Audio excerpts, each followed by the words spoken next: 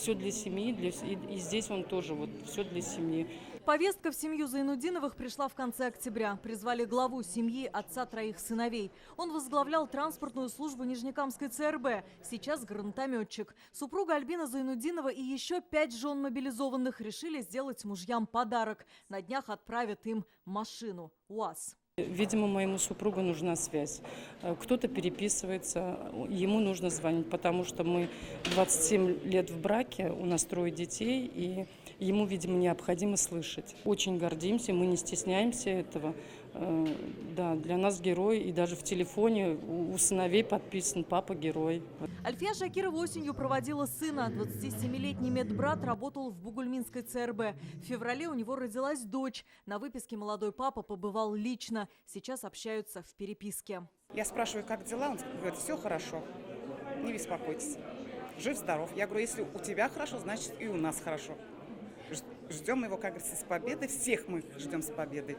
Это будет возможностью как обсуждать те вопросы, те проблемы, которые возникают. На встречу пригласили 47 женщин. Все они жены или мамы медиков. По словам депутата Госдумы Айрата Фарахова, он всегда с ними на связи. Всякие просьбы. Кого-то в садик надо устроить. С кем-то из детей надо переговорить построже, пока папа выполняет задачу. Поэтому мы хотим максимально закрыть все эти вопросы. Я в постоянном контакте с Министерством обороны, с Главным военно-медицинским управлением. Здесь тоже мы координируем все эти вопросы.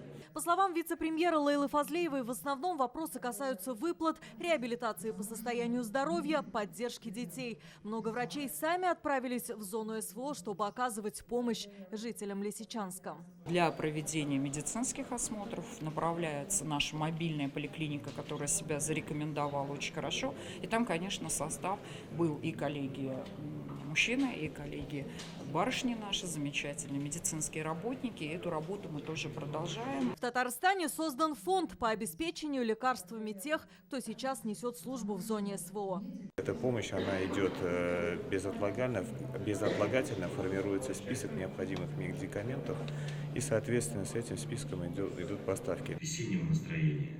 Были сегодня и сюрпризы. Вадим Горбунов прямо из ДНР по видеосвязи приветствовал свою маму. Сердечно-сосудистый хирург МКДЦ не видел родных 4 месяца. Наши сыновья, они, конечно, защищают самое дорогое, что у них есть. Это свои семьи, своих детей, своих родителей и, конечно, свою родину. А мы здесь поддерживаем их и помогаем своей материнской молитвой. Именно эта связь с родственниками помогла не пасть духом фельдшеру из Мензелинска. Фанис Марданов в зону СВО попал в сентябре, в октябре оказался в плену. Его освобождению способствовали в том числе и участники этой встречи. Даже будучи в плену, я представлял, как я сажусь за стол, кушаю со своими детьми, завтракаю, обедаю, ужинаю, выхожу на прогулку. То есть я мечтами, мыслями был здесь. Покупайте девушке платье, встречайте своих мужей, потому что в каком платье вы будете встречать мужа? Надо же, это же очень важный момент. Вы же не будете в халате встречать. Алия Хайрудинова, Наиль Абдуллин, ТНВ, Казань.